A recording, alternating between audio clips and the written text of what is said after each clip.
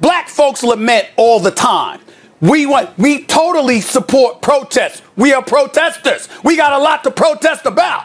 But when you riot, particularly in your own community, in the past I'm talking about, why is that something that we've lamented? Because when the fire stops burning and the damage has been done, and you've done it in your own community, where do you go from there? It's better not to riot. I'm not pro-riot, okay? Let me be very clear about that off the top. I'm not saying that. I just brought that up. Rioting in their own communities, black people don't own those communities. They don't own those communities. And this culture has been rioting against black people for hundreds of years now. That wasn't my point. On ESPN's First Take, Max Kellerman brought a lot. You had an opportunity to show up for a workout. And oh, by the way, you showed up in a Kunta Kinte shirt. That's what you did for owners that you want to play for. Now, whether you like it or not, the bottom line is they're owners in the league with the ability to employ you. When you want a job, these are not things that you do. Like, who cares if he's wearing a Kunta Kinte t-shirt? Like, is our original sin in this country slavery, yes or no? Is that the reason that 31 of the 32 owners are white, yes or no? Because of the power structure, yes or no? Yes, of course it is. That's the very thing that's related to the reason Kaepernick was protesting in the first place. So what if he shows up with a Kunta Kinte t-shirt? From Colin Kaepernick's protest and banishment from the NFL. Ladies and gentlemen, in my hand, I have two notes, two letters. This one here, examination, waiver, release, and indemnification agreement. This was signed by Colin Kaepernick in 2011. His signature's right there. This is the agreement supposedly sent to him and his team. And essentially what it's doing is protecting the NFL from injury. That's the NFL's understanding. My understanding is it was not a standard waiver. That's Kaepernick's people's understanding.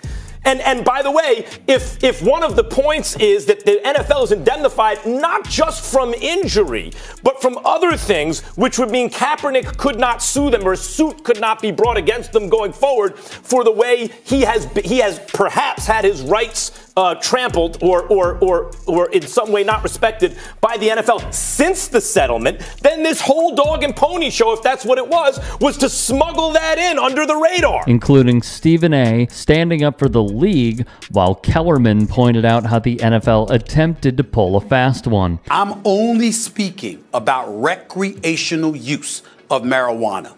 I think it's abhorrent.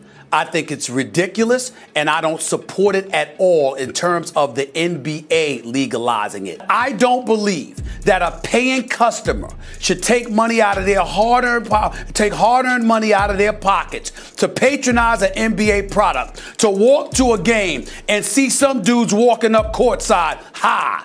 I don't believe that. This is not about showing up to the game high. No one is saying the players should be high when they play. Because there are examples of players who've shown up high, that's a reason to outlaw recreational use on someone's own time. It's absurd on its face. And as time has gone on, the takes from Stephen A. age worse and worse. I didn't like working with him, man.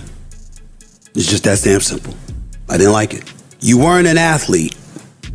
And you weren't a journalist.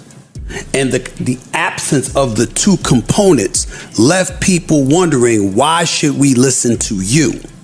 It was like I was damn near doing the show by myself because we were oceans apart in terms of cachet. When he appeared on Joe Budden's podcast, he dissed Kellerman again in September of 2021. Fresh off Kellerman's removal from the show, Smith practically admitted he was behind the leaks, that he wanted him off the show. In February 2022, he would practically make an ultimatum to the higher-ups at ESPN. It's either me or Max, pick one. Thus they did. For many, Smith's discussion of the Kellerman exit has grown tiresome. This marks at least the fourth time Smith's chimed in on the subject. Now, when tweeters posted this video, what he wanted was transparency for people to see the full workout, to see the full Colin Kaepernick. Again, you mentioned obviously Max is going to get in here, and like I said, I'm in the streets. Max almost seems blacker than you, Stephen A. with what he's coming, with his commentary. And one user proclaimed this was the final nail in the coffin. The man who made the comments, Terrell Owens, wrote above it, one word, facts. Now, as for this dude, that's an entirely different story. You know how I feel about your sorry behind, Terrell Owens, and you know why. You should thank your heavenly father I haven't zeroed in on you with the trifling blank you tried to pull. Tell folks to ask ESPN what your desperate blank tried to pull. Keep on talking. Eventually, you'll expose yourself. #real facts. You don't want to make an enemy out of me. And I'm looking right into the camera, and I'm going to say it again.